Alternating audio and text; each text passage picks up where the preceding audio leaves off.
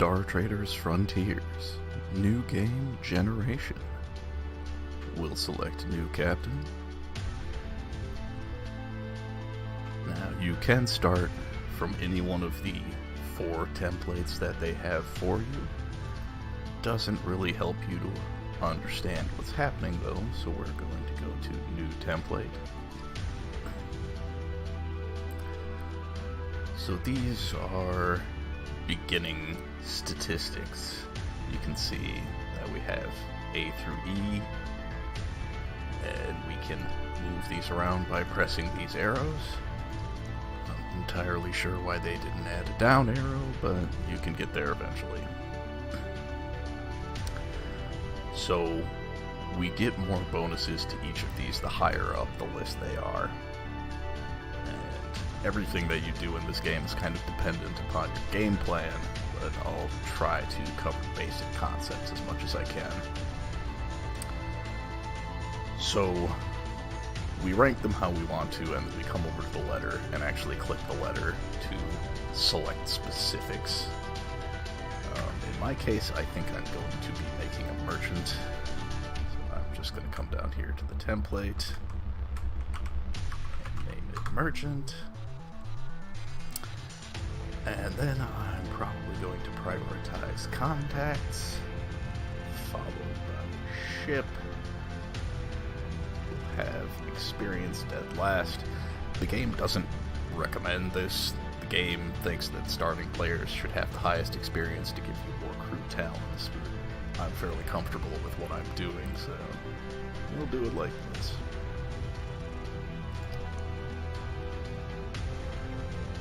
Okay, so contacts. These are your mission dealers and people that just have special benefits for you, individuals on planets, things outside of normal amenities. So again, depending on your goals, you're going to want to have different things. Also, depending on how high on the list your contacts are, obviously it affects the number you have, but it also affects whether or not they're with foreign factions. Let's move this down. So you'll have to choose a faction to start that you're going to patronize. So down at Class D and lower, you only have local contacts. That's fine, it's workable. That's honestly what I've done the most. But for a merchant, I kind of want to be able to go anywhere and be able to hawk my goods.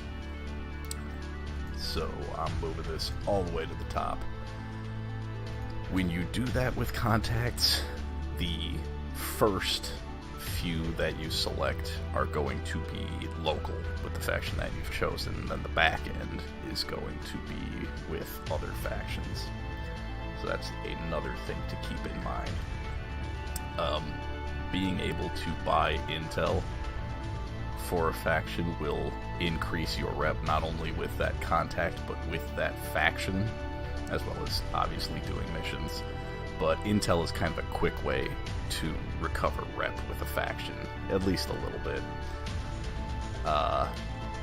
And so typically for my foreign guys, I'm going to want them to have, both offering missions and buying intel so that I can repair my rep or just boost my rep with factions that aren't my primary, as it's pretty easy to get negative reputation fast. So I think for my local guys, we'll take a merchant just because. We'll take a smuggler so that I have black market access in case I come across some things that I can't legally hawk. We'll do the spice trader. Some of these are a little bit redundant, but a little bit of redundancy doesn't hurt, and it's you'll get different mission types. That's the one thing. It's like, even though I have 2 guys that can give me trade permits and rare trade goods, but they will offer different mission types. Let's see, what else? Okay, so you can see here, local quadrant means it's with the local faction. Now that I'm on to the 4th, it's not local. So these are the guys that I really want to pay attention to. So I always like to take a politician. They have fairly non-aggressive missions. There's not a lot of combat involved in their missions. It's typically difficulty skill checks. And they also buy intel and can introduce you to new contacts, which will typically be from the faction that they're with. Sometimes they won't be, but a lot of the times it will be the faction that they're with. So these are all useful to have as non-local contacts. I'll take the Fixer as well, so that I have black market access in a foreign location, because I've already got black market access with the Smuggler in my local area. And then the last one's kind of up in the air. Some of these are locked until you complete achievements. Let's take the Retired Explorer. An ex-bounty hunter, in case I want to hire some muscle, and we'll take a Spark Park Mechanic, why not? Good enough. Ship. So your ship ranking within the list affects how much money you have to buy a starting ship. So I don't think I need to have this on B for what I'm looking for. Let's check it out quick. Again, some of these are going to be locked until you complete achievements. Smallest to bigger as we go down, and cheap to more expensive as we go down. I believe what I'm looking for is the Frontier Liner. This is kind of what I want to start with. It's a middling ship. I think it'll be decent as just a cargo runner. I could go small and fast to try and help me escape, but it's going to have small starting cargo space. I could go up to something like the Fidelis Cutter or the Guardian Interceptor, but I kind of don't want to. Again, I don't want to get into a lot of combat right now, so I feel like that'd kind of be wasting a slot, so let's select Frontier Liner, and then I'm actually going to move ship down to C, because C is enough to get that liner, so that'll be good for me. Skills are literally bonus skill points. You have skill pools that you're going to be working with extensively. We'll see what those do later. But having this means that I just have permanent bonuses in each of these. Whatever I set these to, these are just permanent for my skill pool for the game. In the tutorial stuff, the computer sets this to the lowest value, which means that you have absolutely no bonuses, which is fine. Again, I've done it a bunch. It works. But in this case, because I'm putting experience at the bottom and just trusting that I'll be able to gain crew experience and survive long enough to do so, I'm going to give myself an edge with my skill pools. And here it's worth noting that you have officers and you have junior crew, and there are certain things that only your officers can do unless you find specialized crew. And you do that by hiring them from contacts, which means it can be kind of hard to get access to those specialized crews. So depending on how things play out, you may have to be relying on your officers exclusively to boost certain dice pools. So as far as junior crew goes, you can always hire navigators, gunners, any of the hand-to-hand combat classes, which would be pistoliers, riflemen, bladesmen.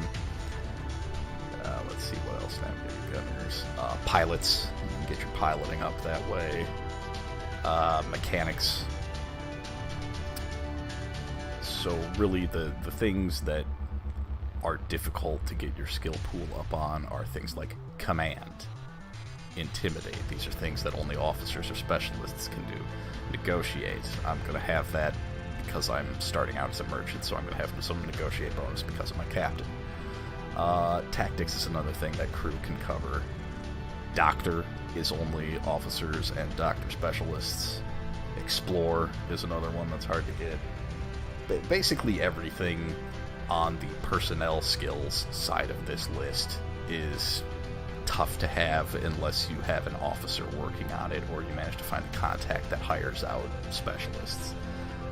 Crew combat skills, this is easier to handle. This is just, oh, I'm a combat guy, and you can hire combat specific guys as well as make your officers into combat specific jobs. The one thing is stealth. Stealth is useful in crew combat, but it is the one thing that is also useful in just difficulty checks not related to combat. So if I'm doing a mission and I need to sneak through a security checkpoint, it's going to be checking against my stealth skill and probably one other skill. Usually the DC checks are a combination of two skills, like stealth and your captain's wisdom or something like that. But anyway, so I know I'm going to be a merchant, so I'm not going to put anything into negotiate. I know that doctor is always a little weak. You typically start with one officer who's a doctor, and a lot of times it's not enough to pass early rolls. So I'm going to put some points into doctor. Command is also typically weak. I'm going to put some points into that.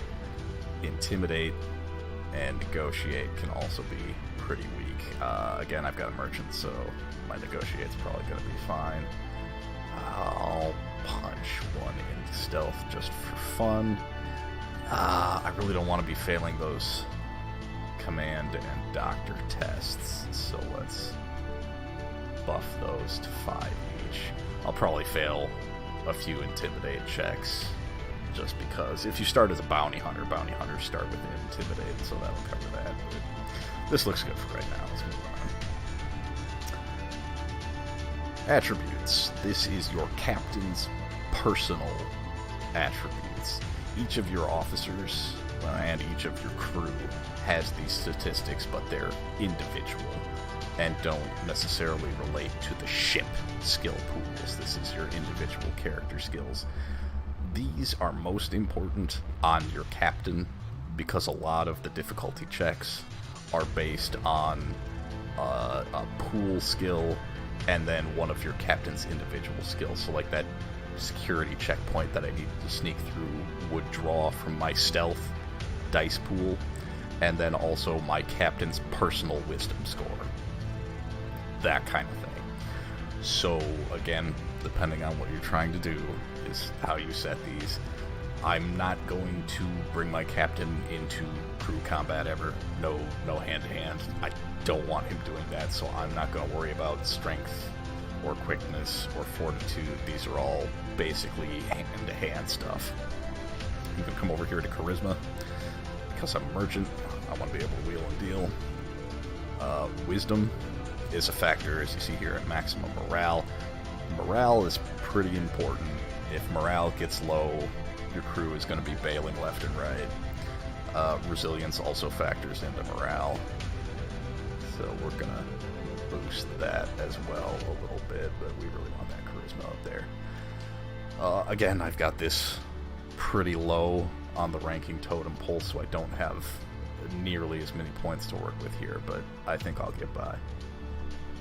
And then experience is, I'm going to be level 1 because I'm starting out down here, and it means that all my crew and officers are going to be level 1 as well. At the very top, your captain will start at level 6, your officers will start at level 3, and then the crew will be level 1, I think, maybe level 2. But it's also important to note that the experience is where you select your starting class. So don't just be like, oh, it's there, it's good. Because as you can see, it says level 1 pirate here. So I want to come over and click on the E. And then select which one of these I want to start as. As I mentioned, I'm going with merchant. There we go. You can see here, captain's build, job rank 1. It lists the starting skills that he's good with. Traits, charisma boost, starting levels. Here's where I'll be joined by level 1 officers and level 1 crew. Again, if it was at max, I'd be level 6, the officers would be level 3, and the crew would be level 1 or 2, I can't remember. So this all looks good. Over here, it's checking that I have a valid template. It's showing me my captain's attributes all nice and laid out there. The skill bonuses that I have for my dice pools that I set up. Here's the ship, Frontier Liner. Here's my contacts listed out. Nice little check mark on the valid template. That means I can go ahead and save this template. And then I just come over to the list of templates, click on my merchant, and go ahead and hit launch, and that'll send me to captain generation. So here we can choose our customization options on the right, choose face, choose uniform. Got all sorts of fun little options, from Wild West Doc Holliday gentleman looking thing to various piratey and space admirally. It's very admiral-esque, or just a typical naval officer. Fun stuff. You can be all sorts of dudes. You can be a lady.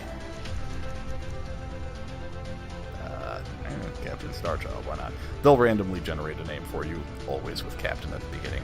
You can customize this as you want. Instead of Captain Starchild, I can put in Julia Childs. Why not? It's funny to me. Map. I like the default map. It's decently laid out for starting. I also just kind of like the familiarity across games of being like, yeah, okay, this is the set world that I'm in, but you are absolutely free to click on that one and come up here to create new map and generate yourself a new map. You can adjust the amount of quadrants that are in it. You can adjust how closely packed together the planets are. So if you really want to just be in absolute dead space, you can go down to minimum density and have fun trying to find fuel as you fly around in the nothingness. I don't recommend doing that if you're new. I haven't actually ever tried increasing the density. I don't really feel it's necessary. I kind of like having the occasional long corridor of like, ooh, I've really got to make sure my fuel is topped off before I go through here, or I'm going to have to find a way to get fuel in space. And then you can save any maps that you generate and get a seed code, which you can actually share with people. So if you be like, hey, I really like this map that I found, and I have a buddy that plays Star Traders, I'll, send the seed code and you can punch it in and play that map as well. But I'm just going to go with the default map because it's what I know and love. Now, change faction. This is the starting faction that you're going to have. It's not super important, but it does kind of determine, okay, who's going to be the good guys, who's going to be the bad guys. It's entirely possible to anger your starting faction and become buddy-buddy with other factions. But again, kind of depends on what you're trying to do. Each one of these factions has regional bonuses to their planets. As you can see down here, zone bonuses. So because I'm a merchant, Devaltos is a pretty good idea for me if I don't want to role play being a merchant for somebody else. They have this +4 to economy, which means things are going to be kicking off for trade-wise in Devaltos space. If I'm more focused on, say, like getting my ship kitted out nicely, I'd want to come down to like Alta Mesa, because their starports get a big bonus, which means I'm going to be able to buy the best upgrades with high starport ratings. And we'll take a look at those statistics a little closer when we get to the planet side user interface. I'm just going to take the Devaltos Syndicate for funsies. Difficulty. This is one thing that I really don't have to explain to you. They lay it all out for you right here. very nicely. You can come up here and even customize it. The one thing that kind of befuddled me is that you can see under challenges we have like enemies at 80%, risks at 100%. None of the default difficulties have 100%, 100%. That was a little curious to me. Like, you don't have enemies at 100, risks at 100, and then like your XP and profit bonuses at just like 0. It's enemies at 100, risks at 110, or enemies at 80, risks. So I don't know, you can come up and customize if you just want to go flat off the board, but I don't think achievements will pop if you do a custom difficulty. It's also worth noting that hard is where they activate Captain Permadeath, and it becomes much more of a roguelike. So if you're into that, you can come down to hard, and that's where it starts. Brutal and impossible, obviously. I've been playing on challenging. That's where I've gotten comfortable at. Basic, I never even tried basic. When I first started, I went to normal, and it felt pretty easy. I wasn't having too much trouble with it, so I went to challenging, and this has been comfortable for me for 70 hours of gameplay. I'll probably kick it up to demanding at one point and see how things go. Right now, we'll select challenging. So that leaves us with manually assigned talents. If you don't check this box, it's going to just automatically and randomly assign skill talents to all of your officers and all of your crew to begin with. That is a terrible idea. As much as it's tempting to be just like, oh, I just want to get in there and I'll just deal with what I've got, I guess you can if you want to make it harder on yourself and be like, well, you know, these people are going to have what they have before I meet them. Okay, roleplay, sure, fine. But if you really want to control things, and micromanaging, honestly, is half the fun of this game, you're going to want to hit that manually assigned talents. So, everything looks good here. I'm going to launch. I'm going to show you that talent allocation, and that'll wrap it up for this first session. I'm going to skip by the story beats. They're always the same. You can see them for yourself. I'm just going to breeze through their little tutorials. You can look at that yourself. Hopefully I'll be informing you enough that you won't need to do too much of that. So we're not going to bother looking at all of the UI until next time. What we are going to do is just take a look at the talent allotment.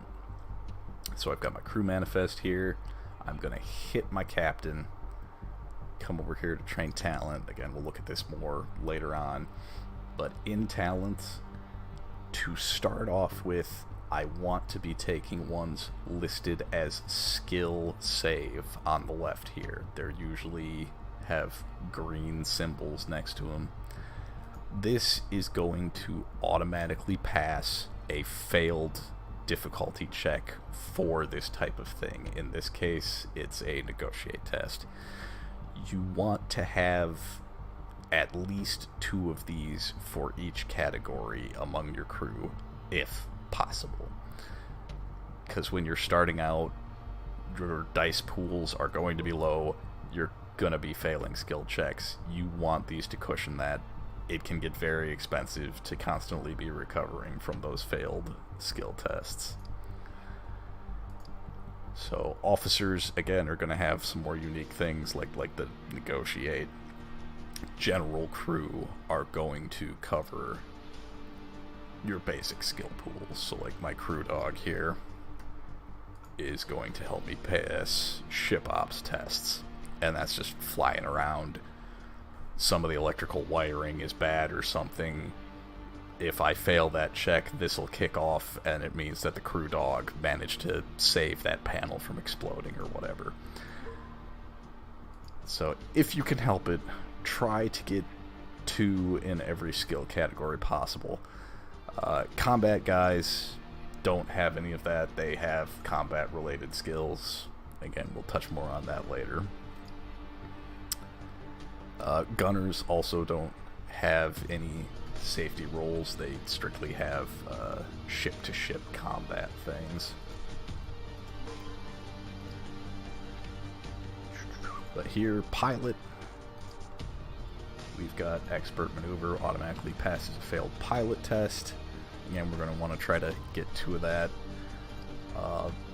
The only time that you wouldn't be able to make that out is typically in smaller ships. The ship that I took has 30 crew to start off with. That's a nice amount, but if you were to take like a scout cutter, you start with, I think, 18, maybe 16 crew. That means that you're probably not going to be able to double up on those skills, which makes it all the more important to make sure that every one of your crew is covering a dice pool. So here, this would be my 2 allotment for that. And then, like, if I came up to my doctor, this officer is a doctor, so she specifically is able to cover doctor test fails, which is important because she's the only doctor on the ship. As previously mentioned, this is one of the harder skill pools to cover because general crew can't do it. So I'm going to want to do that. That's how the initial talent allotment is going to go. For boarding crew, you just kind of got to be like, oh, what do I want to do with this? There's going to be 4 guys out in the field. Their positioning matters, so you're kind of, trying to design things with like, okay, I've got my 2 guys up front. What can they do for up front skills? Like this skill here, the blue dots are where your guy is positioned. The red dots are where their people can be affected. So roaring barrels, if my guy is in the front 2 positions in the rankings, he can hit the front 2 of their positions. Or suppressing fire, if he's in the back 2, he can hit the front 2 with that. And you have to just kind of design a party, essentially. It's a little RPG combat party. I'll just take discipline on that. So that feels pretty good for starters. We'll come back on the next episode and just look at the general user interface of the main screen. Thanks for joining me.